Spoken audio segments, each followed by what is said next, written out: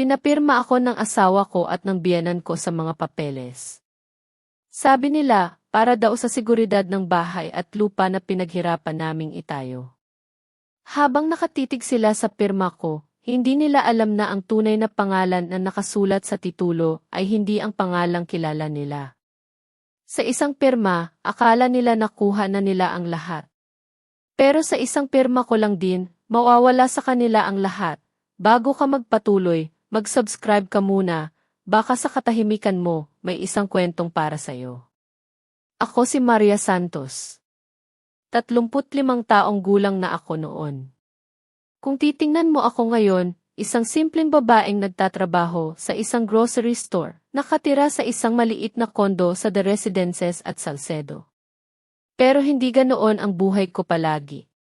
5 taon na akong kasal kay Eduardo Reyes. Isang pag-ibig na akala ko ay totoo, isang pag-ibig na ipinagpalit ko sa lahat ng karangyaan ng nakaraan ko. Gabi iyon, humahagupit ang bagyo sa buong Metro Manila, ang malakas na ulan, parang mga hinagpis ng langit, bumubugbog sa aming bintana. Basang-basa ako, pagod mula sa trabaho, nang buksan ko ang pintuan ng aming tahanan.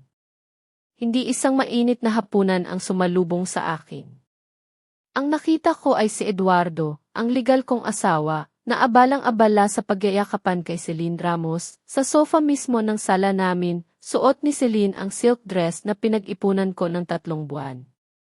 Kahit nakita na nila ako, hindi man lang sila bumangon, bagkus, mas idiniin pa ni Celine ang sarili niya sa mga bisig ni Eduardo. Ang boses niya, matamis na matamis, parang lason na kumalat sa hangin. Eduardo, mahal, tingnan mo ang babaeng ito, basang-basa. Mandudumi lang siya sa sahig natin. Parang may apoy na nagliyab sa aking dibdib. Ako, na nagtatrabaho araw at gabi, nag-ipon ng bawat sentimo para sa tahanang ito. Nakikita kong ginagamit ng lalaking ito, ni Eduardo, ang perang dapat ay para sa bagong sasakyan namin. Para ipambili ng mamahaling bag at branded na damit para sa babaeng iyan, ngayon, may lakas pa siya ng loob na dalhin siya sa mismong bahay namin. Tinuro ko ang pinto. Eduardo, paalisin mo ang babaeng iyan. Ngayon din ni. Bago pa makapagsalita si Eduardo, humirit na si Celine, mapanlait ang tono. Naku, Maria, galit na galit ka.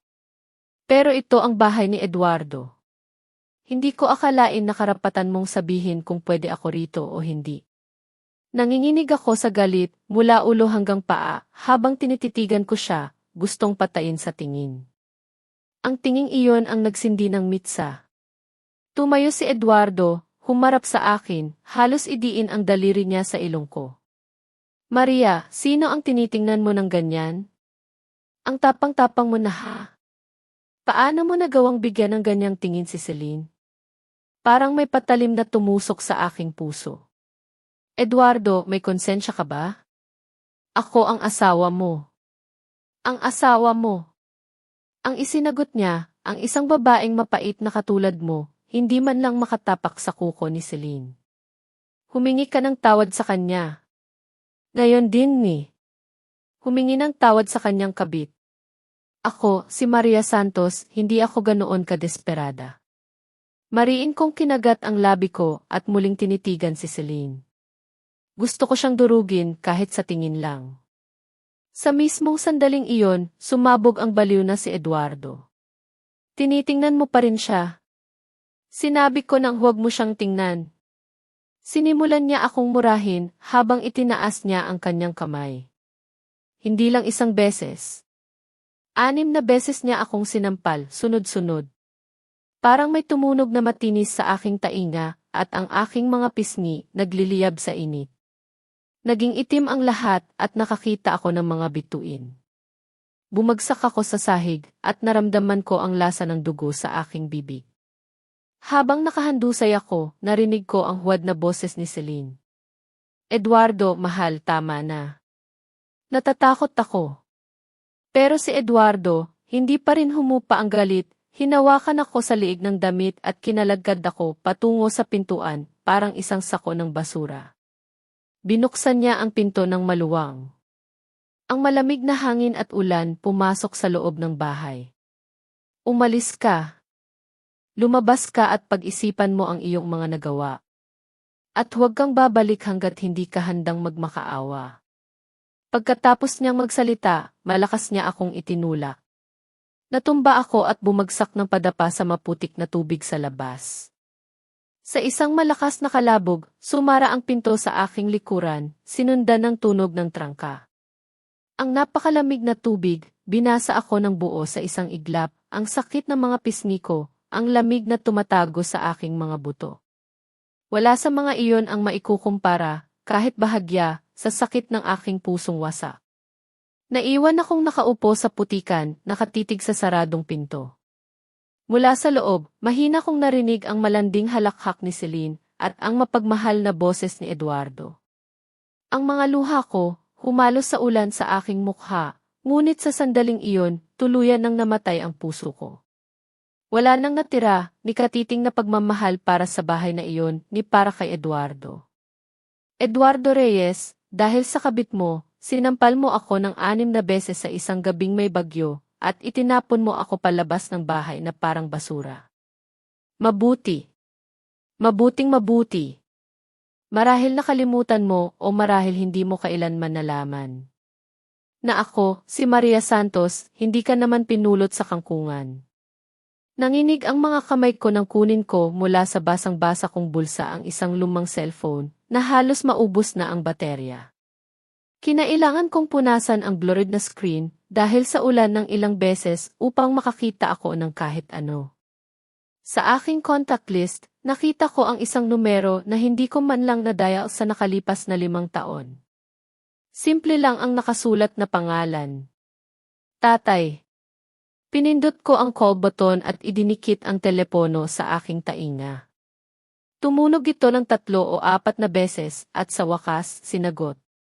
Isang boses ng lalaki, nasa edad, malalim at medyo nagulat, ang narinig ko sa kabilang linya. Hello, sino ito? Binulag ako ng ulan. Huminga ako ng malalim, pinagsama-sama ang lahat ng aking lakas, at sa pagitan ng mga hikbi, nilinaw ko ang bawat pantig. Tatay, ako po ito, si Maria. Ilang segundo ang katahimikan sa kabilang linya. Tanging ang aking humihingal na hininga at ang walang tigil na tunog ng ulan ang narinig ko. Naputol ba? Hindi niya ba nakilala ang boses ko? Nang bumagsak ang aking puso, biglang tumaas ang malalim na boses na iyon, puno ng pag-aalinlangan at pagmamadali na tumagos sa kortina ng ulan. Maria, ikaw ba yan, anak ko? Nasaan ka? Anong nangyari? Sino ang nanakit sa iyo? Sa desperadong tanong na iyon, bumagsak ang lahat ng pinipigil ko. Ang lungkot ay sumabog na parang nasirang dam at humagulgol ako ng walang tigil. Ang halo ng ulan at luha pumasok sa aking bibig. Ang lasa nito, mapait at maalat, habang nakayakap ako sa lamig, parang isang batang nawawala na sa wakas ay nakita ang kanyang mga magulang. Halos hindi ako makapagsalita sa pagitan ng mga hikbi. Siya! Sinaktan niya ako at itinapon niya ako palabas ng bahay. Malakas ang ulan, tatay. Walang hiya. Ang boses ng aking ama, na puno ng biglaang galit, parang isang leong nagngangalit. Kahit nasa kabilang linya lang siya, naramdaman ko ang kanyang matinding galit. Sino ang naglakas loob na saktan ang anak ni Don Ricardo Cardo del Rosario? Hindi niya alam kung sino ang kinalaban niya. Maria, huwag kang matakot. Sabihin mo sa akin kung nasaan ka. Ibigay mo ang eksaktong lokasyon. Itinaas ko ang aking ulo at tumingin sa paligid, malabo ang paningin. Malabo ang lahat dahil sa malakas na ulan, ngunit salamat sa mahinang ilaw ng poste, nakita ko ang pangalan sa pasukan ng apartment complex. Nasa entrance po ako ng The Residences at Salcedo, nakaupo sa tabi ng pader. The Residences at Salcedo. Nakuha ko. Maria. Huwag kang gagalaw dyan. Huwag kang pupunta kung saan man. Maghanap ka ng tindahan o portal na malapit para masilungan sa ulan. Magpapadala ako ng tao kaagad. Huwag mong ibaba ang tawag. Ang boses ng aking ama, matatag, may determinasyon ng isang taong matagal nang nasa tuktok. 10 minuto, hindi 5. Sa 5 minuto, nandoon na ang mga tao ko. Ang puso ko, naramdaman ang init at sakit ng sabay. Ang tanga ko. Sa loob ng 5 taon, dahil sa tinatawag kong pag-ibig, pinutol ko ang ugnayan ko sa aking pamilya, naniniwala na ang kaligayahan ay mamuhay ng maisakripisyo kasama si Eduardo. Ngayon, napagtanto ko ang aking pagkakamali. Anak, huwag ka nang magsalita at sumilong ka. Ako na ang bahala sa lahat. Bahagyang lumambot ang boses ng aking ama, ngunit ang galit na pinipigilan niya ay hindi bumaba. Tingnan natin. At anong akala ng pamilya Reyes sa sarili nila? Paano nila nagawang gawin ito sa aking anak? Hindi na putol ang tawag. Narinig ko ang aking ama na nagbibigay ng agarang utos sa kung sino. Ang tono niya ay hindi na ang malambing na ginagamit niya sa akin, kundi malamig at may otoridad. Attorney Castro. Hanapin ang lokasyon ng mobile ni Binibining Maria, ngayon din gusto ko ang eksaktong posisyon. Ikaw mismo ang magmaneho ng pinakamabilis na sasakyan at pumunta sa entrance ng The Residences at Salcedo. Kung may mangyari kay Binibining Maria, kahit isang hibla ng buhok lang, responsibilidad mo iyon. At gusto ko ng kumpletong ulat tungkol kay Eduardo Reyes at sa kanyang pamilya. Sa 10 minuto, lahat ng impormasyon ay nasa aking mesa. Opo, President, sagot ng isang boses ng lalaki, puno ng enerhiya. Nakikinig sa mabilis at mahusay na mga utos sa kabilang linya, ang puso ko, na halos yelong-yelo na dahil sa ulan, ay dahan-dahang nagsimulang matunaw. Ito pala ang pakiramdam na may kakampi ka. Ako, si Maria Santos, hindi ako nag-iisa. Sa sandaling iyon, isang itim na sedan ang pumasok sa apartment complex. Ang mga ilaw nito ay hinahati ang ulan sa 2 sinag ng liwanag. Hindi ito ang sasakyan na ipinadala ng aking ama. Imposibleng dumating ito ng ganoon kabilis. Isang lalaki na may payong ang bumaba mula sa sasakyan at tumakbo patungo sa gwardya. Malamang ay isang residente. Instinctively, mas idiniin ko ang sarili ko sa anino ng pader. Ayaw kong makita ako ng sinuman sa ganoong kalunos-lunos na kalagayan. Ang lugar kung saan ako sinampal ay patuloy na kumikirot, nagpapaalala sa akin ng kahihiyan kanina. Eduardo, Celine, sigurado ako na ngayon, sa inyong mainit na bahay, pinagtatawanan ninyo ang aking kawalang magawa. Tingnan natin. Muling tumunog ang boses sa kabilang linya, may halong pag-aalala. Maria, malapit nang dumating ang sasakyan. Isang itim na Mercedes. Ang plaka ay nagtatapos sa 777. Pagkakita mo, sumakay ka na.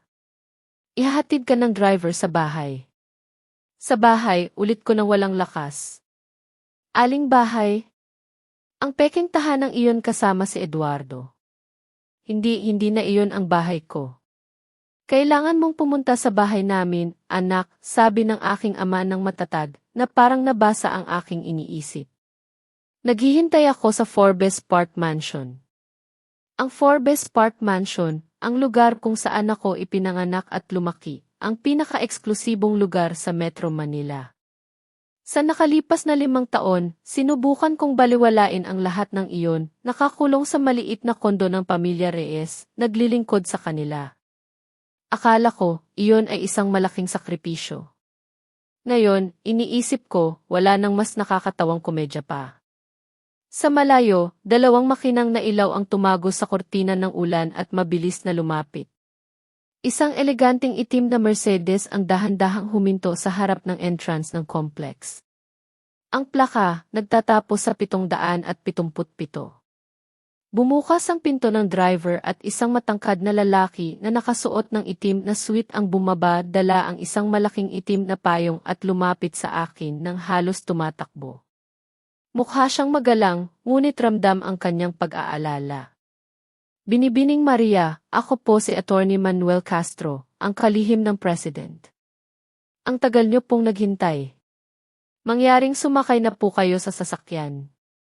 Tinulungan niya akong tumayo ng maingat, halos yelong-yelo ako, pinrotektahan niya ako mula sa ulan at hangin gamit ang payong, at ginabayan ako patungo sa mainit na likurang upuan ng sasakyan. Malambot na leather na upuan, isang kaaya-ayang tuyong hangin, isang matinding kaibahan sa nagielong impyerno na kinaroroonan ko kanina. Maayos na umalis ang sasakyan sa The Residences at Salcedo. Sa pamamagitan ng basang bintana, tinitigan ko sa huling pagkakataon ang apartment na nagkulong sa 5 taon ng aking kabataan at damdamin. Eduardo at pamilya mo, huwag ninyong isipin na makakatakas kayo kahit isa sa inyo. Mabilis na umandar ang sasakyan, ngunit matatag. Ang malakas na ulan sa labas ay tuluyang nawala ang tunog. Tanging ang mahinang bulong ng wiper ang narinig. Tahimik na nagmamaneho si Atty. Castro at iniabot sa akin ang isang malinis at malambot na tuwalya. Binibini, punasan niyo po ang sarili ninyo, baka sipunin kayo. Kinuha ko ang tuwalya at pinunasan ang aking buhok at mukha sa abot ng aking makakaya. Ang pakiramdam ng tuwalya ay walang kapantay na lambot kumpara sa mga magaspang na ginagamit ko at naglabas ito ng banayad na amoy. Habang nakatingin sa mabilis na dumadaan na neon lights ng syudad, naramdaman ko ang syudad na ito sa ilalim ng ulan, sabay nakakaiba at pamilyar. Sa nakalipas na 5 taon, parang ostrich, itinago ko ang aking ulo sa maliit na kondo na iyon, halos nakalimutan ko na ang tunay na mukha ng Metro Manila. Umalis ang sasakyan sa sentro at nagpatuloy sa EDSA. Naging mas tahimik ang tanawin, mas malabay ang mga puno. Sa wakas, tumagos ang sasakyan sa isang nakamamanghang bakal na gate at pumasok sa isang subdivision na parang isang parke. Mga villa na may iba't ibang estilo ang lumitaw sa gitna ng ulan. Huminto ang sasakyan sa harap ng isang malaking mansyon na may estilo pang-aristokrata na may napakalaking bakuran at lahat ng ilaw ay nakabukas. Mabilis na bumaba si Atty. Castro upang buksan ang pinto para sa akin gamit ang payong at ginabayan ako patungo sa isang mabigat na inukit na kahoy na pinto. Bumukas ang pinto mula sa loob. Isang mainit na ilaw ang lumabas, nagpapaliwanag sa figura ng taong nasa pintuan. Ito ang aking ama, si Don Ricardo Cardo del Rosario. Nakasuot siya ng eleganteng maitim na silk robe. Matatag ang kanyang tindig, nakasuklay pa itaas ang buhok, walang kahit isang hibla na lumihis. Ngunit walang bakas ng otoridad at distansya na ipinapakita niya sa kanyang mga business meeting. Tanging pag-aalala at pagkabalisa lamang para sa kanyang anak. Maria! Tumakbo ang aking ama patungo sa akin, hinawakan ako sa balikat at sinuri ako mula ulo hanggang paa. Nang makita niya ang aking magana pisngi at gusot na itsura, agad na namula ang kanyang mga mata.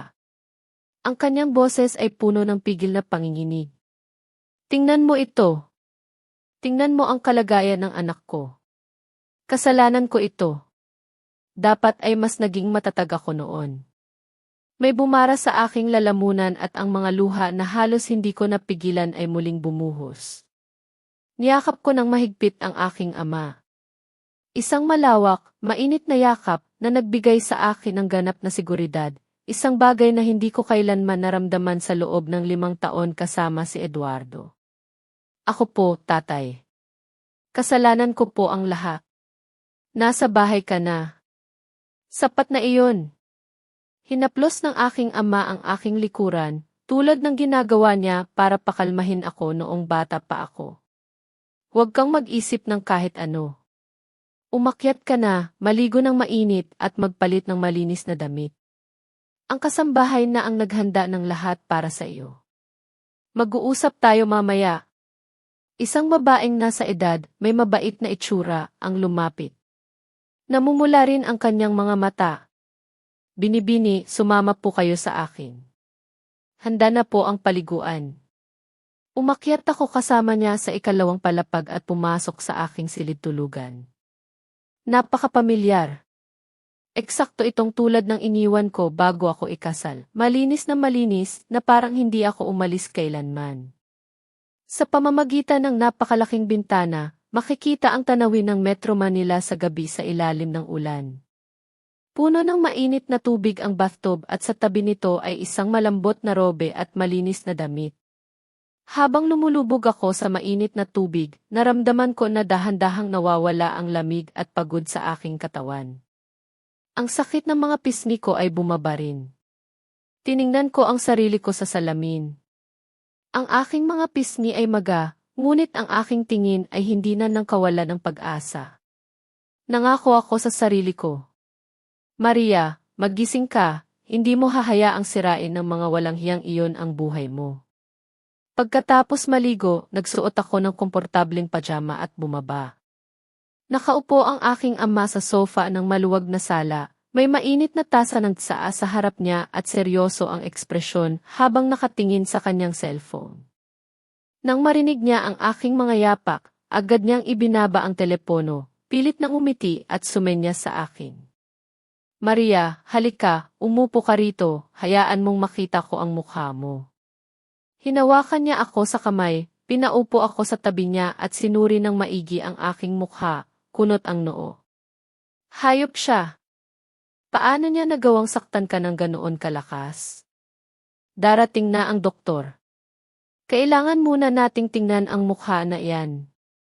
Tatay, ayos lang po ako, umiling ako. Mas kailangan ko pong pagalingin ang sakit sa puso ko kaysa sa mukha. Ano? Ayos ka lang? Ayos ba sa'yo ito? Biglang tumaas ang boses ng aking ama. Ako, si Don Ricardo Cardo del Rosario, hindi ko kailanman sinaktan ang aking anak sa buong buhay ko. Sino ang akala ng pamilya Reyes para gawin ito sa iyo? Huminga siya ng malalim para pakalmahin ang sarili at tumingin sa akin bago magsalita ng seryoso. Maria, maging tapat ka sa akin. Paano mo nilipas ang 5 taon sa bahay na iyon?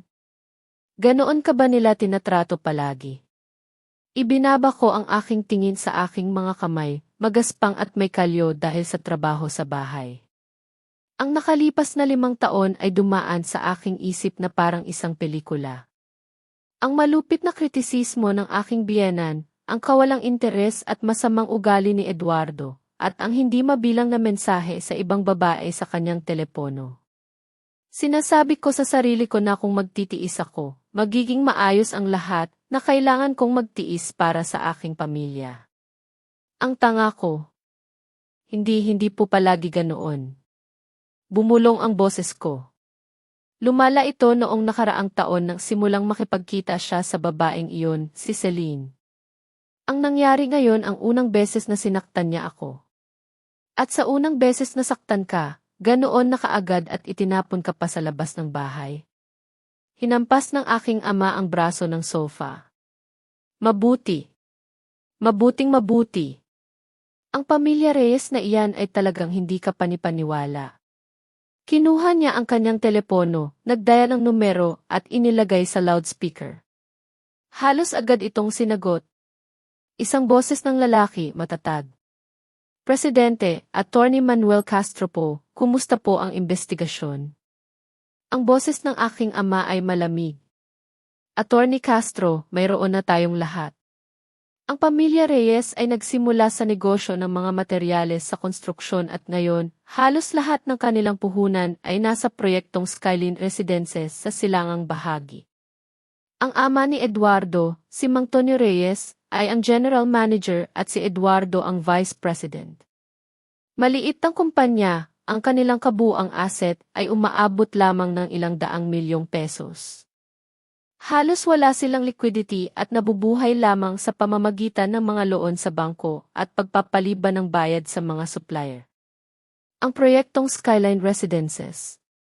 Naglabas ng mapanlait na tawa ang aking ama. Hindi ba ang pangunahing kontraktor ay si Enger? Marco Cruz? Opo, Presidente. Si Enger. Marco Cruz ay humiling ng pulong sa inyo noong nakaraang buwan. Gusto niyang sumali sa ating bagong urban development project. Sumagot ang aking ama ng isang monosilable at may nakamamatay na kislap sa kanyang mga mata. Sabihin mo kay Enger.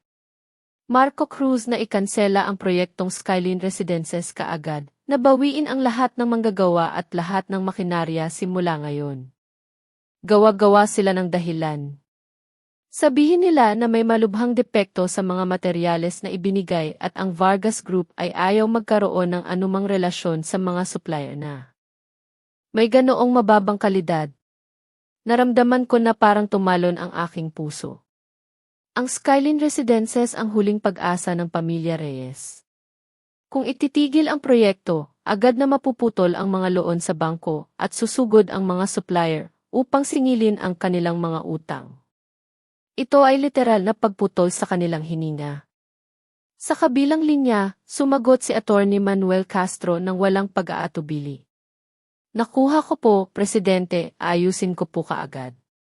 Ngayon din, ang construction site na iyan ay magiging mas tahimik kaysa sa isang libingan. At isa pa, dagdag ng aking ama, magpakalat ka ng tsismis sa ilan sa ating mga kontak. Sabihin mo na ang kumpanya ng mga Reyes ay may malubhang problema sa pamamahala at nasa bingit ng pagbagsak. Hayaan ang bawat isa na gumawa ng kanilang sariling konklusyon. Opo, Presidente. Nang ibaba niya ang tawag, namayani ang katahimikan sa sala. Tiningnan ako ng aking ama ng malalim at sinabi, Maria, simula pa lang ito. Ituturo ko sa kanila kung ano ang presyo ng pananakit sa aking anak. Makikita mo kung paano magbayad ang iyong ama. Nakita ko sa kanyang mga mata ang halo ng pag-aalala at galit. Tunay na tunay iyon. Sinabihan ako ng aking ama na pumunta sa aking silid upang magpahinga, na siya na ang bahala sa lahat, ngunit nakahiga sa kama, hindi ako makatulog. Ang pamahid na reseta ng doktor ay nagpapagaan sa sakit ng aking pisngi, ngunit ang apoy sa aking puso ay mas lalong nagliliyab. Binuksan ko ang cellphone at pumasok sa Instagram, isang social media platform na matagal ko nang iniwan, kung saan ilan lang ang aking kamag-anak at si Eduardo. Dati, hindi ko ito tinitingnan upang hindi ikumpara ang magarbong buhay ng iba sa aking malungkot na realidad, ngunit ngayon, sinuri ko ito ng may bagong pananaw. Sa katunayan, hindi nagtagal ay nakita ko ang isang post na in-upload ng nanay ni Eduardo, si Aling Nena Reyes, 1 oras na ang nakalipas. Ilang litrato ito. Sa mga ito, si Celine ay nakangiti, nakaakbay kay Eduardo, at mayroong piging sa harap nila.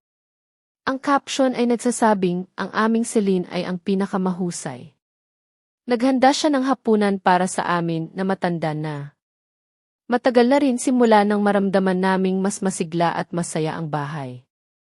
Sa ilalim, may mga komento mula sa mga kaibigan. Anong swerte naman, Aling Nena? Talagang marunong pumili si Eduardo. Ang ganda namang couple. Masaya. Napansin ko na ang suot ni Celine na pulseras ay ang esmeralda na alahas ng pamilya, ang sinasabi ni Aling Nena na ipamamana sa kanyang manugang. Minsan, hiniling ko sa kanya na ipakita sa akin iyon, ngunit tumanggi siya, sinasabing isa itong antigong bagay at ako, sa pagiging clumsy ko, ay baka masira iyon. At ngayon, naroon iyon, nakasuot sa pulso ni Celine nang walang anumang pasubali. Naramdaman ko ang kirot ng sakit, hindi dahil sa selos, kundi dahil sa pagkadiri. Walang hangganan ang kawalang hiyaan ng pamilyang iyon. Akala ba talaga nila na sa pagpapatalsik sa akin, ay makakaya nilang mamuhay ng masaya, kasama ang kabit na iyon? Doon ko napansin na sa likod ng isa sa mga litrato, nakabukas ang screen ng cellphone ni Eduardo. Mukhang mayroon siyang ilang missed calls. Sa sandaling iyon, naisip ko lang ang ironya ng sitwasyon. Kung ikaw, mahal naming tagapakinig, ay nasa sitwasyon ni Maria, ano ang una mong gagawin? Ibahagi ang iyong saloobin sa comment section. Mahalaga ang boses mo sa amin. Samantala, sa maliit na kondo ng mga Reyes, hindi ganoon kaseryoso ang kapaligiran tulad ng ipinakita sa post. Hindi tumitigil sa pagtunog ang telepono ni Eduardo. Ang unang tawag ay mula sa construction site supervisor. Ang boses nito ay halos umiiyak. Elhid Reyes, mayroon po tayong napakalaking problema.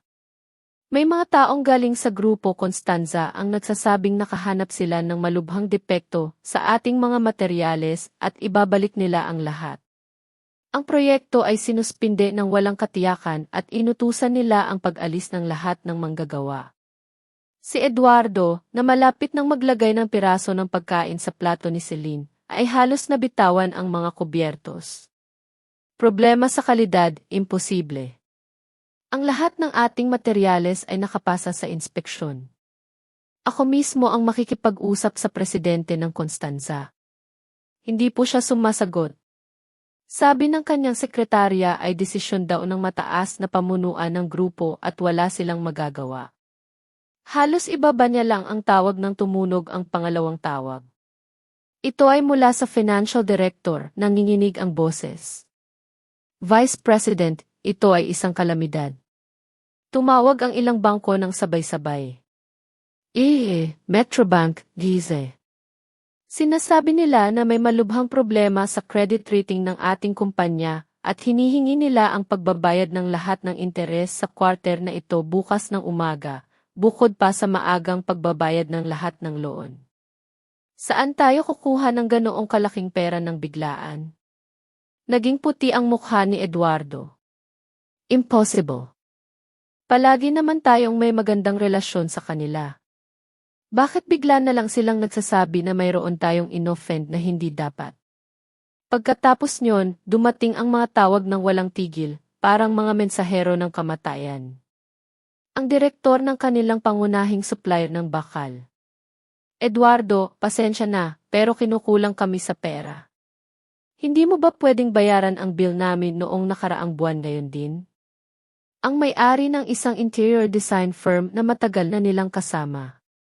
Eduardo, may tsismis na huminto ang proyekto ninyo. Kailangan naming bawiin ang aming tauhan. Paano ang bayad sa nagawa na namin? Ang ama ni Eduardo, si Mang Tonyo, ay nakatanggap din ng ilang tawag mula sa mga lumang kaibigan. Lahat sila ay umiikot sa pagtatanong kung may pinasok ba silang gulo sa isang mahalagang tao. Nasira ang hapunan. Si Celine, na nakikita ang mga mukha ni Eduardo at ng kanyang mga magulang, ay hindi na naglakas loob na maglambing. Hinampas ni Mang Tonyo ang mesa gamit ang kanyang kamao, galit na nanginginig ang kanyang bigote. Anong nangyayari? Kaninang umaga, maayos ang lahat. Bakit biglang nagkagulo ang lahat? Eduardo, may ginawa ka ba? Nawawala rin si Eduardo. Tatay, sumusumpa ako na wala akong ginawa. Kamakailan lang, mula sa construction site papunta sa opisina lang ako. Hinawakan ng kanyang ina ang kanyang dibdib at sumigaw, baka kasalanan ni Maria iyon. Ang babaeng iyon ay malas. Nang umalis siya, nagsimula ang lahat ng ito. Sigurado akong sinumpa niya tayo. Nanay, sinisisi mo pa rin si Maria? Anong kaya niyang gawin? Hinawakan ni Eduardo ang kanyang buhok sa pagkadismaya. Sa sandaling iyon, tumunog ang telepono sa bahay ng matinis, lalo na sa tense na katahimutan ng sala. Tumakbo si Eduardo upang sagutin ito. Hello, sino ito? May sinabi sila sa kabilang linya, dahil nawala ang lahat ng kulay sa mukha ni Eduardo. Nanginig ang kanyang mga labi at nawalan siya ng salita. Sino? Anong nangyayari ngayon? Nag-aalalang tanong ni Mang Tonyo. Dahan-dahang ibinaba ni Eduardo ang receiver at bumulong na parang nasa trance, galing-galing sa gift. Sinasabi nila na sa susunod na linggo ay magsasagawa sila ng fiscal inspection sa kumpanya. Fiscal inspection. Naramdaman ni Mang Tonyo na nahihilo siya at muntik ng himatayin. Aling negosyante ang walang anumang irregularidad sa kanilang mga account. Bigla, isang nakamamatay na takot ang bumalot sa pamilya Reyes. Ang pagmamayabang at kagalakan kanina ay nawala, nag-iwan lamang ng takot sa nalalapit na kalamidad. Naramdaman nila na parang itinulak sila sa gilid ng bangin, nang hindi man lang alam kung sino ang nagtulak sa kanila. Si Celine, na nakita ang sitwasyon, ay nagsimulang mag-isip. Lihim, inilapit niya ang kanyang bag sa kanya, at ako, sa kaginhawaan ng Forbes Park Mansion, ay binabasa ang post ng aking dating biyenan sa Instagram nang may malamig na ngiti. Pagsuspinde ng proyekto, pagbabayad ng loan, fiscal inspection. Mabilis, tumpak, at walang awang ang pagpapatupad ng aking ama. Ang bahay ng mga Reyes ay isang gulo. Hindi tumitigil ang tunog ng telepono at ang mga sigawan. Si Eduardo at ang kanyang ama, si Mang Tonyo, ay patuloy na tumatawag sa lahat ng kanilang mga kontak.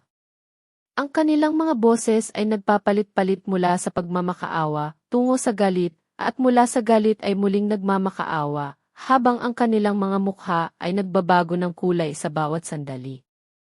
Ang ina ni Eduardo ay nakaupo sa sofa, umiiyak at sinasaktan ang sarili. Tapos na. Tapos na tayo. May nakalaban tayong sobrang makapangyarihan. Anong gagawin natin ngayon? Si Celine lamang, bagamat sa simula ay nagulat, ay nanatiling medyo kalmado sa gitna ng kaguluhan. Naisip niya na kailangan niyang gawin ang isang bagay upang mapatibay ang kanyang posisyon. Lumapit siya sa ina ni Eduardo at hinaplos ang kanyang likuran ng dahan-dahan. Biyenan, huwag po kayong mag-alala ng ganoon, baka magkasakit po kayo. Si Eduardo at ang kanyang ama ay siguradong makakahanap ng solusyon. Sabi nga po nila palaging mayroong paraan. Nasiyahan si Celine sa loob, ngunit sa labas ay nagpakita ng pag-aalala. Biyenan, hindi po ito ang oras para pag-usapan iyan. Kailangan po nating manatiling kalmado. Si Eduardo at ang kanyang ama ay abalang-abala at hindi pa nga po sila nakakakain ng maayos. Pupunta po ako sa kusina upang maghanda ng kahit ano. Kailangan po nating kumain upang magkaroon ng lakas. Ang mga salitang ito ay tumago sa puso ng ina ni Eduardo. Tiningnan niya si Celine ng may lalong pagpapahalaga. Ang bait mo. Daig mo pa si Maria ng 100 beses. Hindi siya ganoon ka mapagmalasakit. Ngumiti ng mahinhin si Celine at pumunta sa kusina. Habang dumadaan kay Eduardo, tinitigan niya ito ng may pag-aalala at bumulong, Eduardo, huwag mo nang pilitin ang sarili mo. Ipagluluto kita ng sinigang na baboy. Si Eduardo, sa sobrang pagod, ay tumango, naramdaman ang bahagyang ginhawa mula sa kanyang mabait na pag-alo. Sa kusina, binuksan ni Celine ang refrigerator ng pamilyar. Nang makita niya itong mas puno kaysa sa kanyang maliit na inuupahang apartment, mas lalo siyang nasiyahan. Kumuha siya ng mga patatas at karne at nagsimulang maghanda ng sinigang. Habang nagluluto, inobserbahan niya ang kusina. Mas malawak at mas maliwanag ito kaysa sa kanya. Lahat ng appliances ay high-end. Nagkalkula siya sa kanyang isip. Kung malalagpasan ng pamilya Reyes ang krisis na ito, at siguradong mangyayari iyon. Sa huli, nagkaroon sila ng magagandang panahon. Kailangan kong kumbinsihin si Eduardo na hiwalayan ang mapait na si Maria at pagkatapos ay papasok ako sa bahay na ito sa pamamagitan ng malaking pintuan. Iyon na.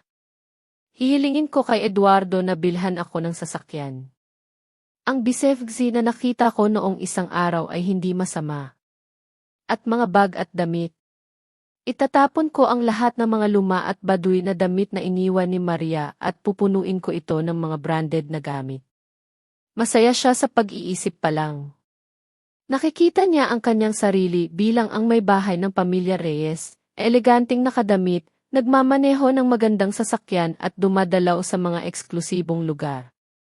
Naisip niya na ang krisis ng mga Reyes ay maliit lamang na sagabal sa negosyo, o na sa malas ay nakasakit sila ng isang hindi mahalagang tao. Siguradong maayos ito sa pera. Anong magagawa ng simpleng si Maria? Hindi nagtagal, handa na ang sinigang. Dinala niya ito sa mesa, nagpapanggap na perpektong asawa. Biyenan, Eduardo, kumain muna kayo. Halos hindi man lang makatikim sina Mang Tonyo at Eduardo. Ngunit ang ina ni Eduardo ay patuloy na pinupuri ang sinigang. Ang sarap mong magluto, Celine. Masarap pa sa maraming restaurant. Ngumiti ng mahinhin si Celine, ngunit naisip sa kanyang loob, kapag ako na ang may bahay ng bahay na ito, hindi na ako magluluto. Mag-aarkila ako ng katulong, syempre. Pagkatapos kumain, Javier at ang kanyang ama ay bumalik sa opisina upang magpatuloy sa pagtawag. Nag-alok si Celine na hugasan ang mga pinggan at pagkatapos ay umupo upang manood ng telebisyon sa sala kasama ang ina ni Eduardo. Sinadya niyang hinaan ang volume at lumapit sa kanyang magiging biyenan upang bumulong. Biyenan, masakit po sa akin na makita sina Eduardo at ang kanyang ama na ganoon ka-stressed. Sana po ay makatulong ako. May kakilala po akong mga tao. Bukas po, susubukan kong kausapin sila. Ang ina ni Eduardo, na nakaramdam ng kawalan ng kapangyarihan, ay hinawakan ang kamay niya. Celine, talaga, kung makakatulong ka sa aming pamilya, ikaw ang aming tagapagligtas. Sasabihin ko kay Eduardo na itrato ka na parang reyna. Iyon mismo ang gusto ni Celine marinig. Nasiyahan siya sa loob, ngunit nagpanggap na mahinhin. Huwag po kayong mag-alala, biyenan. Gagawin ko ang lahat ng makakaya ko para kay Eduardo at para sa pamilyang ito. Gagawin ko ang kahit ano. Akala niya ay napakatalino niya. Sa isang sandali ng kahirapan para sa pamilya Reyes, ipapakita niya ang kanyang halaga at kanyang pagiging sensitibo na magiging mas mahusay kaysa kay Maria na itinakwil. Naisip niya na kapag lumipas ang krisis, siya, si Celine, ay magiging opisyal na manugang ng mga Reyes at mamumuhay ng may karangyaan magpakailanman. Kinuha pa niya ang kanyang cellphone at lihim na kumuha ng litrato ng sala. Maingat niyang iniiwasan ang malungkot na mukha ni Eduardo at ng kanyang ama at nakatuon lamang sa marangyang chandelier at isang bahagi ng malawak na sofa. In-upload niya ito sa Instagram na may caption, "Isang mainit na hapon, nagpapasalamat sa simpleng kaligayahan." Hindi niya alam na ang lahat ng kanyang pagganap at kalkulasyon sa aking paningin ay hindi higit sa pagpapatawa ng isang payaso.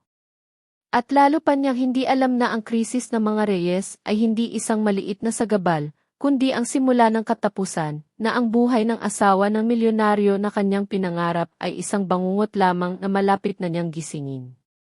At ako, sa mainit na Forbes Park Mansion, habang umiinom ng nakakaginhawang arroz caldo na inihanda ng kasambahay, ay tahimik na binabasa ang isang mensahe na kakapadala lang sa akin ni Attorney Manuel Castro. Binibini, tuluyang pinahinto ng Grupo Constanza ang mga gawain. Ang mga sulat ng pagbabayad mula sa mga bangko ay naibigay na sa kumpanya ng mga Reyes. Ang notifikasyon ng fiscal inspection ay opisyal na ipapadala bukas.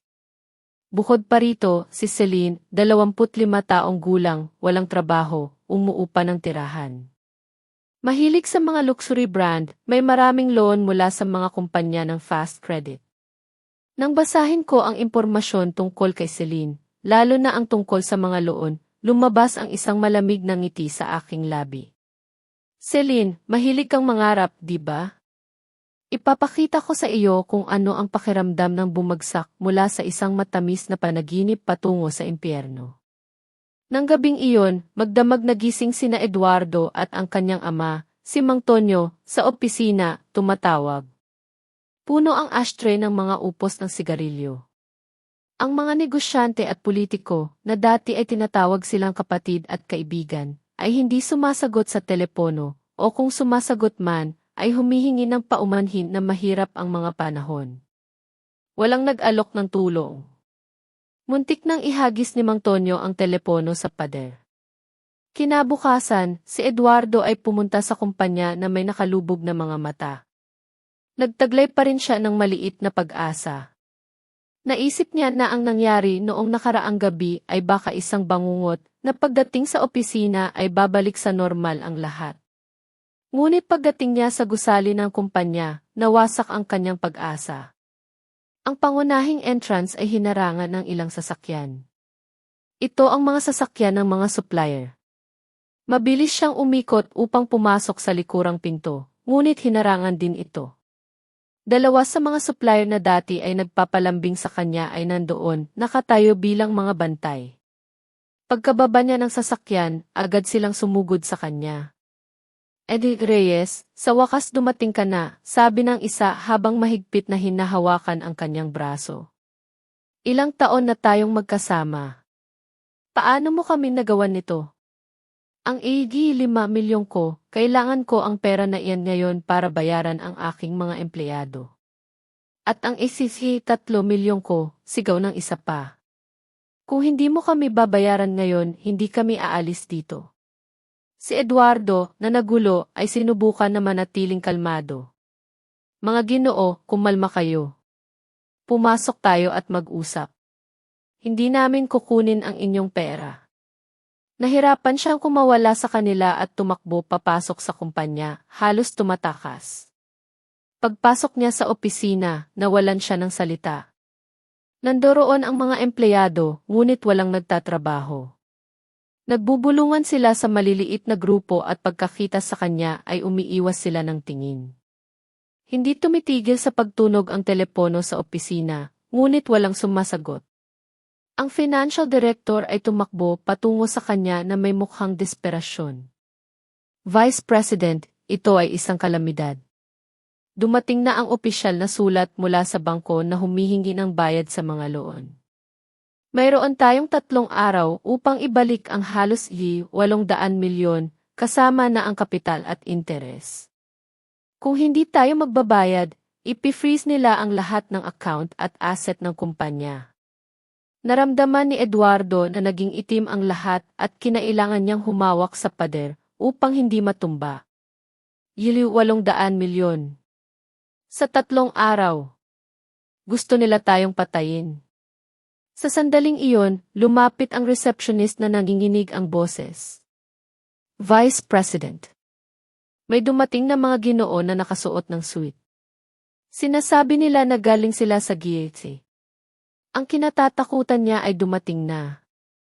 Naramdaman ni Eduardo na nanghina ang kanyang mga binti. Samantala, sa bahay ng mga Reyes ay wala ring kapayapaan. Nang magreklamo si Aling Nena kay Celine tungkol sa mga kasawian ng pamilya, tumunog ang doorbell ng malakas. Si Celine, na iniisip na si Eduardo iyon, ay tumakbo upang buksan. Sa pinto, may 2 lalaki na nakasuot ng suit.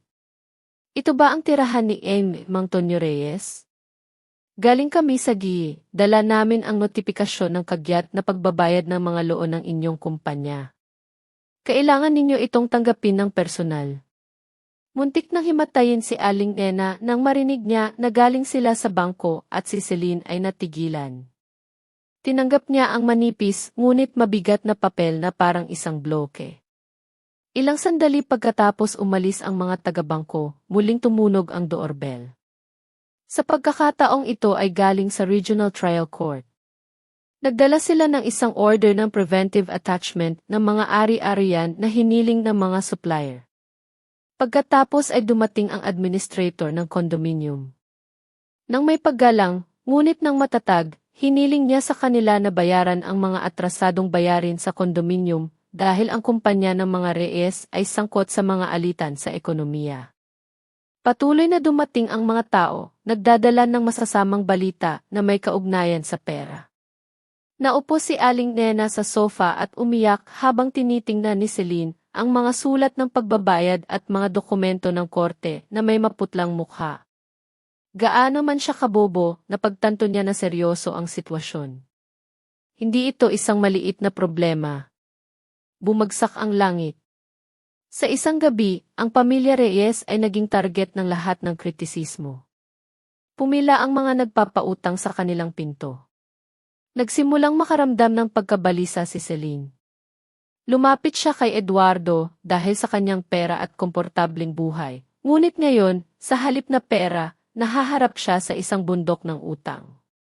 Kahit ang bahay na ito ay maaaring maibenta. Anong dapat niyang gawin? Ang deadline para bayaran ang kanyang sariling mga loan sa fast credit ay papalapit na. Naisip niyang bayaran ang mga ito gamit ang pera ni Eduardo.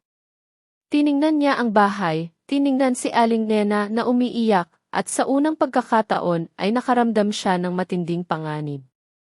At kung tuluyang malugi ang pamilya Reyes, wala na akong magagawa dito. Kailangan ko pang bayaran ang kanilang mga utang kasama sila. Lihim na kinuha ni Celine ang cellphone at nagsimulang burahin ang post sa Instagram tungkol sa simpleng kaligayahan na in-upload niya noong nakaraang gabi. At ako, mula sa malawak na terrace ng Forbes Park Mansion, habang tinatamasa ang isang napakasarap na almusal na inihanda ng kasambahay, ay nakikinig sa ulat sa telepono ni Attorney Manuel Castro. Binibini, ang mga kinatawan ng bangko at ng korte ay nakadaan na roon. Naka-freeze ang mga account ng kumpanya ng mga Reyes. Ang apartment at ang sasakyan na nakapangalan kay Eduardo ay naembargo na rin at hindi na maibebenta. Ilan sa mga pangunahing supplier ay nagsabi na kung hindi sila mababayaran ngayon, bukas ay maghahain sila ng joint bankruptcy application laban sa kumpanya. Nakuha ko, sabi ko ng mahinahon pagkatapos humigop ng aking gatas. Ipagpatuloy nila ang proseso. Ibinaba ko ang tawag at pinagmasdan ang araw ng umaga na sumisikat sa Metro Manila. Ang mga ginintuang sinag nito ay nakakasilaw. El Reyes, anong pakiramdam ng napapalibutan ng mga nagpapautang? Si Mang Tonyo Reyes, sa huli, ay isang taong may karanasan. Natakot siya, ngunit hindi niya lubusang nawala ang kanyang pag-iisip. Tinawag niya ang kanyang anak na si Eduardo sa opisina at isinara ang pinto. Eduardo, maging tapat ka. Anong ginagawa mo kamakailan? Sino ang inoffend mo? Hindi normal na mangyari ang lahat ng ito ng sabay-sabay. Halos umiyak si Eduardo. Tatay, sumusumpa ako na wala akong ginawa. Kamakailan lang, pumunta lang ako sa construction site o sa mga business meeting kasama ang mga dati ng tao. Wala akong sinabing masamang salita. Sino ang offend ko noon? Bakit biglang nagbago ang isip ng presidente ng Constanza? Bakit hinihingi ng mga bangko ang mga loon? At bakit kami iniinspeksyon ng BVT ngayon lang? Kailangan may dahilan. Umiling si Eduardo na nalilito. Nagulo ang kanyang isip. Pagkatapos ay may naalala siya na sinabi ng kanyang ina noong nakaraang araw. Tatay, paano kung tama si nanay? Paano kung kasalanan ni Maria?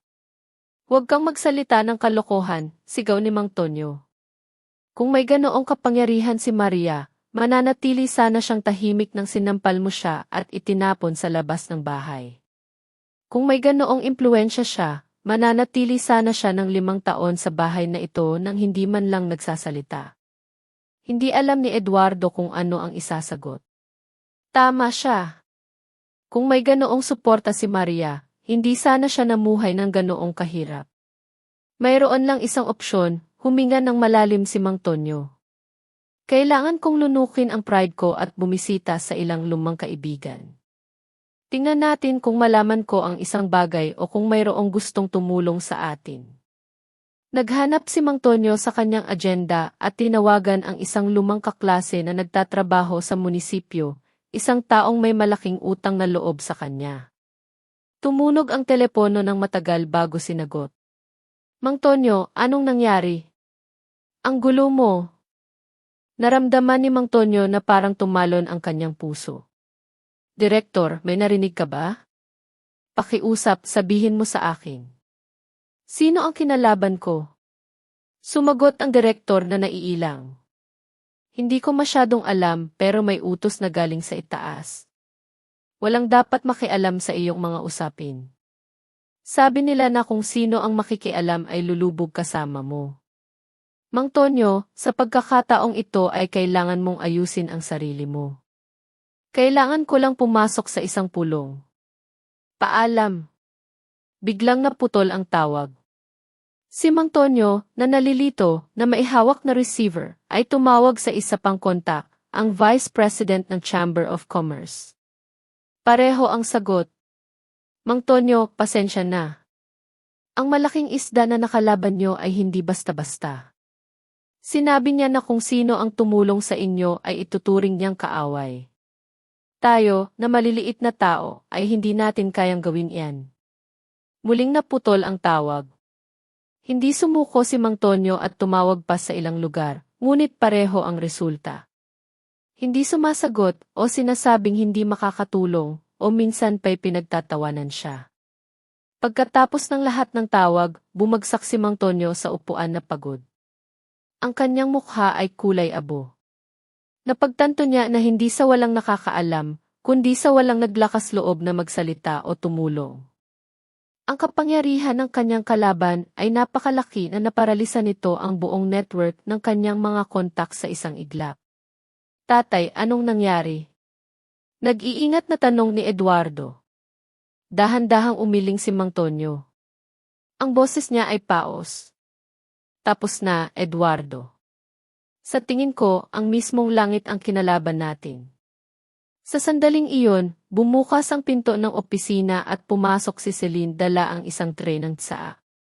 Biyenan, uminom po kayo. Maayos po ba ang usapan? Tiningnan siya ni Mang Tonyo at pagod na sumenyas na umalis siya. Si Celine, na nakita ang desperadong mukha ni na Mang Tonyo at Eduardo, ay naramdaman na nawawala ang kanyang huling pag-asa. Umalis siya sa opisina ng tahimik at bumalik sa sala. At naisip niya, paano ako makakaalis dito? Hindi ako maaaring lumubog kasama ang barkong ito. Habang ang pamilya Reyes ay nalulunod sa kawalan ng pag-asa, ako ay nasa pinakamagandang salon sa Metro Manila, nakakatanggap ng kumpletong treatment. Ang pinakamahusay na mga estilista at assistant ang nakapalibot sa akin, inaayusan ang aking buhok at pumipili ng damit para sa akin. Ang aking ama, nakaupo sa isang sofa na malapit, nagbabasa ng isang magasin at paminsan-minsan ay tinitingnan ako at nasisiyahan. Maria, bukas ng gabi ay may charity gala. Pupunta ang lahat ng mahalagang tao sa Metro Manila. Sumama ka sa akin para maglibang ng kaunti. Ang mga salita ng aking ama ay kaswal, ngunit ang kanyang tingin ay makahulugan. Tiningnan ko ang sarili ko sa salamin, nakikita kung paano nawawala ang aking dating sarili at muling sumisikat ang aking ganda at sumang-ayon ako ng tahimik. Alam kong hindi lang ito para maglibang. Ang gala na iyon ang magiging entablado ng aking kamangha-manghang pagbabalik sa alta sosyedad ng Metro Manila. Eduardo Reyes. Celine Ramos. Tingnan natin. Haharapin ko kayo sa pinakamagandang lugar, sa paraang ayaw ninyong makita ako. Ang charity gala ay idinao sa Grand Ballroom ng The Grand Hyatt Manila. Sa ilalim ng mga kristal na chandelier, ang mga eleganteng nakadamit na tao ay nag-iinuman ng champagne at nag-uusap. Nandoon ang lahat ng piling-pili sa mundo ng negosyo, politika, at sining ng Metro Manila. Nandoon din si Eduardo Reyes, kasama ang kanyang ama, si Mang Tonyo. Nakakuha sila ng 2 imbitasyon halos sa pagmamakaawa. Naisip nila na ito na ang kanilang huling pagkakataon. Kailangan nilang makahanap ng isang mahalagang tao sa party, lumuhod kung kinakailangan, at makahanap ng paraan upang iligtas ang pamilya Reyes. Ngunit hindi na si Eduardo ang dating siya. Suot niya ang kanyang pinakamagandang damit, ngunit kunot ang kanyang noo at hindi mapakali ang kanyang tingin. Nasa isang sulok siya, hawak ang isang baso ng champagne, hindi makasabay sa masayang kapaligiran. Dinudurog siya ng mga problema ng kanyang pamilya. Sinusubukan din ni Mang Tonyo na makahanap ng kakilala, ngunit lahat ay umiiwas sa kanya.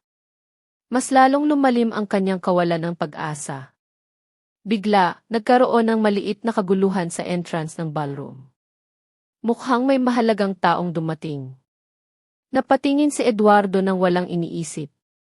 Ang manager ng hotel ay yumuyuko habang ginagabayan ang isang grupo ng mga tao. Sa unahan ay isang lalaking nasa edad, si Don Ricardo Cardo del Rosario, presidente ng Vargas Group. Ang pinakamayamang tao sa Metro Manila. Ang taong sinubukan ng kanyang ama na kontakin ng walang tagumpay. Kasama ni Don Ricardo ay isang batang babae na nakasuot ng mahabang damit na kulay royal blue at nakalabas ang mga balikat. Matangkad siya, maputla ang balat, at may suot na nakasisilaw na kwintas na brilyante. Nakaakbay siya kay Don Ricardo, naglalakad ng may elegansya, ngunit may bahagyang malamig na ekspresyon. Sa sandaling nakilala ni Eduardo ang mukha ng babaeng iyon, natigilan siya na parang tinamaan ng kidlat. Halos mabitawan niya ang baso ng champagne sa kanyang kamay. Maria! Paano ito posible? Ang parehong Maria, ang kanyang mapagkumbabang asawa, na laging nakasuot ng murang damit, may suot na apron sa kusina, ang babaeng sinampal niya at itinapon sa labas ng bahay. Paano siya nandito na may ganoong kahangahangang damit, napakamahal na alahas, at nakaakbay pa sa pinakamakapangyarihang tao sa Metro Manila, kay Don Ricardo del Rosario? Kinusot ni Eduardo ang kanyang mga mata. Naisip niya na nagkakamali siya, ngunit ang mukhang iyon ay walang duda na si Maria, bagamat siya ay isang ganap na ibang tao. Dati, palagi siyang nahihiya, ngunit ngayon, na bahagyang nakataas ang kanyang baba, nagliliwanag siya ng tiwala at karangalan sa kanyang malinaw at malamig na tingin. Sa paligid niya, naririnig na ang mga bulungan. Sino ang kasama ni Don Ricardo? Sabi nila, anak daw niya. Ito ang unang pagkakataon na ipinakilala niya siya sa publiko. Ang elegante niya. Halatang anak ni Don Ricardo. Ang mga salitang iyon ay parang mga patalim kay Eduardo. Ang kanyang anak, ang anak ni Don Ricardo. Si Maria ay anak ni Don Ricardo. Naalala niya ang huling tingin ni Maria noong gabing itinapon niya siya sa labas ng bahay. Isang malamig na tingin, puno ng puot, at pagkatapos ay ang lahat ng kalamidad na bumagsak sa pamilya Reyes sa mga nakaraang araw. Isang nakakatakot na pag-iisip ang dumaan sa kanyang isipan at isang malamig na takot ang bumalot sa kanya. Posible kaya? Ang lahat ng ito ay paghihiganti ni Maria, o mas tamang sabihin, ni Don Ricardo. Si Don Ricardo, na parang napansin ang kanyang tingin, ay tiningnan siya ng malamig, isang tingin na puno ng paghamak. Pagkatapos, na parang walang nangyari, humarap siya upang batiin ang ibang mga negosyante na lumapit at si Maria. Hindi niya siya tiningnan kahit isang beses, na parang hindi siya umiiral. Tanging nagsasalita lamang siya ng mahina sa kanyang ama, na may bahagyang ngiti sa kanyang mga labi. Ang ganap na kawalang interes na iyon ay nagdulot sa kanya ng mas matinding takot at kahihiyan kaysa sa isang tingin ng galit. Naintindihan ni Eduardo. Naintindihan niya kung bakit nalulugi ang pamilya Reyes. Hindi siya nakialam sa kahit sino lang, nakialam siya sa mismong langit. At ang langit na iyon ay ang kanyang asawang si Maria, na tinapakan niya sa loob ng 5 taon. Naramdaman ni Eduardo na nanghina ang kanyang mga binti at muntik na siyang matumba. Sa kanyang isipan, mayroon lamang isang pag-iisip. Tapos na. Tapos na ang lahat.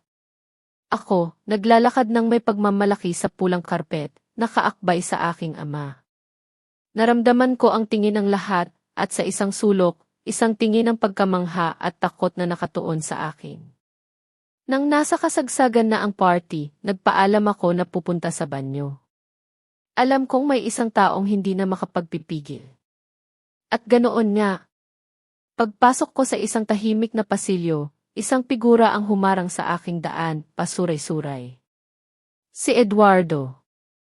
Na may maputlang mukha at pawis, tinitingnan niya ako nang may mga matang puno ng takot at pagmamakaawa. Maria, ikaw ba talaga yan? Paano? Huminto ako at tiningnan siya ng malamig. Reyes, may problema ba? Nanginig siya nang marinig niyang tinawag ko siyang Reyes. Sinubukan niyang hawakan ang aking braso, ngunit umiwas ako. Maria, pakiusap, huwag mong gawin ito. Ako ito, si Eduardo. Pasensya na, nawala ako sa sarili ko noong gabing iyon.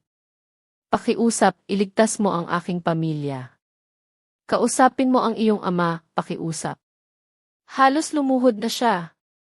Huminto ang proyekto. Hinihingi ng mga bangko ang pera, at ngayon ay mayroon kaming fiscal inspection. Maria, kung magpapatuloy ito, tapos na ang pamilya ko. Para sa 5 taon na kasal tayo, pakiusap, patawarin mo kami kahit isang beses lang. Sa pag-ibig na nag-ugnay sa atin. Tumawa ako. Reyes, noong sinampal mo ako dahil sa iyong kabit at itinapon mo ako sa kalye sa gitna ng bagyo. Inisip mo ba ang ating pag-ibig? Naaalala ko ng perpekto ang 6 na sampal na iyon at bawat isa sa mga insulto na ibinato mo sa akin. Kung malugi man ang iyong pamilya o hindi. Ano ang kinalaman ko doon? Hindi, Maria. Si Celine ang umakit sa akin. Nawala ako sa sarili ko sandali. Sa puso ko, ikaw palagi. Pakiusap, bumalik ka na sa bahay. Paalisin ko siya ngayon din gagawin ko ang lahat ng gusto mo. Ang lahat ng ating yaman ay magiging sa iyo. Bumalik sa bahay? Tumawa ako at tiningnan ang kanyang luma na damit at pagkatapos ay ang marangyang party hall. Anong bahay?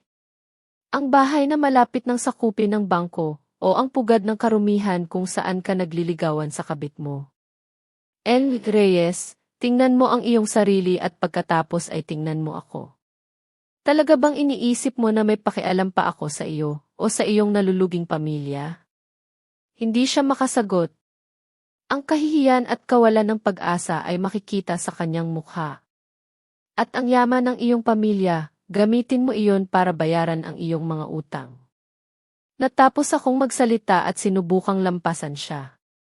Maria, kailangan mo bang maging ganoon kalupit? Papatayin mo ang buong pamilya ko. Huminto ako, ngunit hindi ako lumingon. Malupit. Edwig Reyes, hindi ba't ikaw ang may kasalanan sa lahat ng ito? Sa sandaling iyon, lumitaw si Attorney Manuel Castro at yumuko sa akin. Binibini, hinahanap po kayo ng presidente. Gusto niya kayong ipakilala sa ilang tao. Tumango ako at, sa paggabay ni Attorney Castro, bumalik ako sa hall. Sa aking likuran, narinig ko si Mang Tonyo na pinapagalitan ang kanyang anak at si Eduardo na bumubulong, nalilito. Siya ang anak ni Don Ricardo. Tapos na tayo. Kung gumana lang sana ang mga pagmamakaawa ni Eduardo, hindi sana ganoon kalamig ang ulan noong gabing iyon. Kung narito pa kayo, mahal kong mga tagapakinig, mangyaring mag-comment ng numero 1 sa ibaba. Gusto kong malaman na may mga kasama pa rin ako sa paglalakbay na ito. Ang inyong presensya ang pinakamalaking inspirasyon ko para ituloy ang huling bahagi. Bumalik si Eduardo sa bahay na parang isang multo. Ang malamig na tingin at matikas na tindig ni Maria sa party ay hindi maalis sa kanyang isipan. Masayang sinalubong siya ni Celine, ngunit malakas siyang itinulak ni Eduardo. Umalis ka. Dahil sa iyo pinalayas ko si Maria at sinaktan ko si Don Ricardo. At ngayon ang pamilya ko ay ganito, ikaw at ang iyong malas. Hindi na nahimik si Celine. Ano? Kayon sinisisi mo ako dahil isa kang inutil na hindi kayang suportahan ang iyong pamilya? Ikaw ang nagsabi na si Maria ay isang mapait na babae at ayaw mo sa kanya. Sumali sa away ang ina ni Eduardo at nagsimulang magtalo at magsisihan ang tatlo sa sala. Pagkatapos ay tumunog ang doorbell. Sa pinto, may mga empleyado ng isang luxury store. Ginang Celine, kami po ay mula sa central office ng Louis. Ang account na ginamit para bayaran ang mga item sa inyong pangalan ay na-freeze, kaya ayon sa kontrata ng pagbili, narito kami upang kunin ang mga produkto. Natakot si Celine. Ito ang mga luxury bag at alahas na binili ni Eduardo para sa kanya kamakailan. Regalo iyan sa akin ni Eduardo, ngunit matatag ang mga empleyado. May problema sa payment account. Kung hindi kayo makikipagtulungan, gagawa kami ng legal na hakbang. Sa huli, sa gitna ng mga hikbi ni Celine, kinuha nila ang lahat ng luxury item. Para lalong lumala ang sitwasyon, nagsimulang mag-init ang kanyang cellphone sa mga tawag at mensahe mula sa mga fast credit company. Hindi na siya mabibigyan ng pera ni Eduardo. Ang perang hiniram mo ay problema mo. Sinugod ni Celine si Eduardo, kinamot at sinuntok siya. Naging isang battlefield ang sala. Si Mang Tonyo, na nakita ang eksena, ay hinawakan ang kanyang dibdib at bumagsak. Si Celine, na nakita ang sitwasyon, sa wakas ay naintindihan. Tapos na ang pamilya Reyes. Kinuha niya ang kanyang maliit na bag at tumakbo palabas ng bahay nang hindi lumingon. Nahulog ang isang takong niya, ngunit hindi man lang siya huminto upang kunin ito. At ako, sa Forbes Park Mansion, ay nakatanggap ng maikling mensahe mula kay Attorney Manuel Castro. Binibini. Nakuha na ang mga luxury item. Iniwan na ni Celine ang mga Reyes. Tiningnan ko ang gabi sa bintana at naisip, ang galing nilang mag-away sa isa't isa. Ngunit simula pa lang ito. Na-ospital si Mang Tonyo dahil sa isang matinding atake sa puso dulot ng stress. Ang ina ni Eduardo, na nabigatan sa pag-aalaga sa kanyang asawa at sa mga utang, ay mabilis na tumanda. Ang mga kamag-anak ng pamilya Reyes, sa halip na tumulong, ay nagsimulang pilitin silang ibalik ang kanilang sariling pera.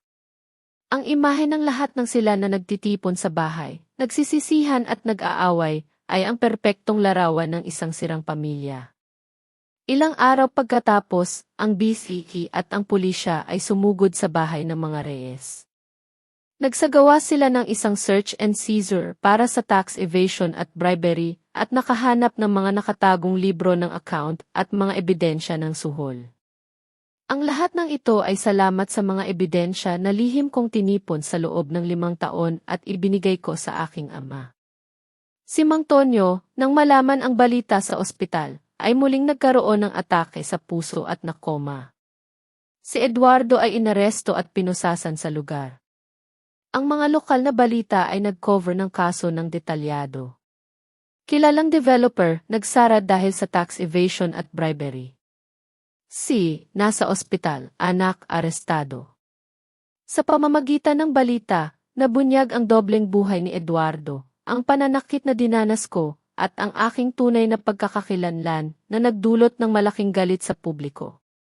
Ang pamilya Reyes ay nawasak sa lipunan. Si Celine, na nagtatago sa isang maliit na inuupahang apartment, na hinahabol ng mga utang, ay nagtapos sa pagtatrabaho sa isang bar. Ang kanyang dating kagandahan ay nawala, nakatago sa likod ng makapal na makeup, nabubuhay araw-araw. Lumipas ang panahon at dumating ang hatol ng korte. Ang kumpanya ng mga Reyes ay idineklarang bangkarote at si Eduardo ay hinatulan ng 7 taon sa bilangguan para sa suhol, pananakit at iba pang mga kaso. Hindi na nagkamalay si Mang Tonyo at namatay ng mag-isa sa ospital. Lahat ng ari-arian ng pamilya Reyes ay inilagay sa auction at binili ko ang kanilang bahay sa napakamurang halaga, hindi para terhan, kundi para magkaroon ako ng kontrol sa lugar kung saan nila ako itinapon. Itinatag ko ang E. Maria Santos Foundation, isang organisasyon para tulungan ang mga kababaihan na biktima ng karahasan sa tahanan at sa mga mahihirap na sitwasyon. Bilang presidente ng foundation, nagsimula ako ng isang bagong buhay. Ang aking karanasan ay naging isang pinagmumula ng pag-asa para sa ibang mga kababaihan, at ang aking sakit ay nagpatatag sa akin. Ilang taon pagkatapos, nalaman ko na si Eduardo ay nakalaya na sa bilangguan.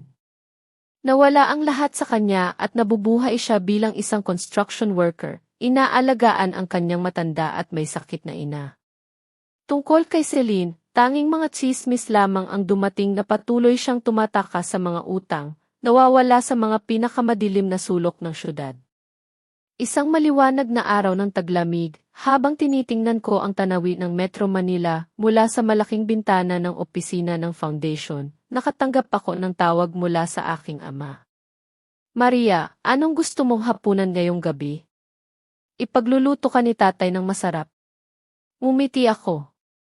Kahit ano po, tatay, basta luto niyo, masarap. Ang sama ng loob ng nakaraan ay nawala na parang niebe. Binayaran na nila ang kanilang mga kasalanan at natagpuan ko na ang aking buhay.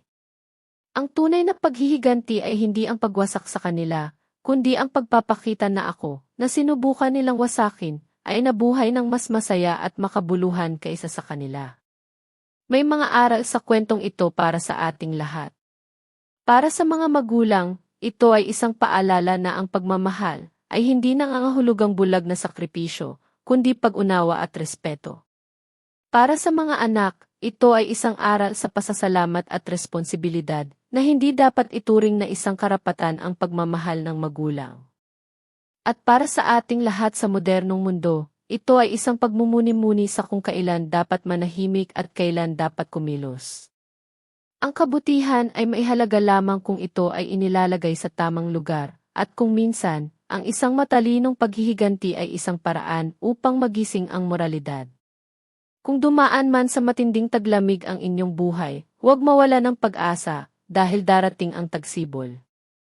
Kung nagustuhan ninyo ang kwento, huwag kalimutang mag-subscribe at i-like. At dito nagtatapos ang kwento ni Maria. Ano po ang masasabi ninyo sa mga naging pasya niya? Mayroon po ba kayong gagawing naiba kung kayo ang nasa kanyang kalagayan? Ibahagi po ninyo ang inyong mga saloobin sa comment section sa ibaba, binabasa ko po ang bawat isa.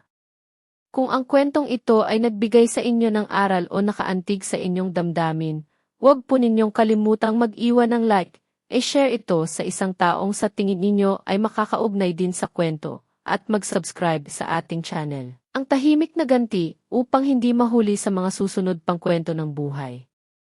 Hanggang sa muli nating pagkikita sa susunod na salaysay. At sino po ang nakakaalam baka sa susunod, ang kwento naman ninyo ang ating maririnig.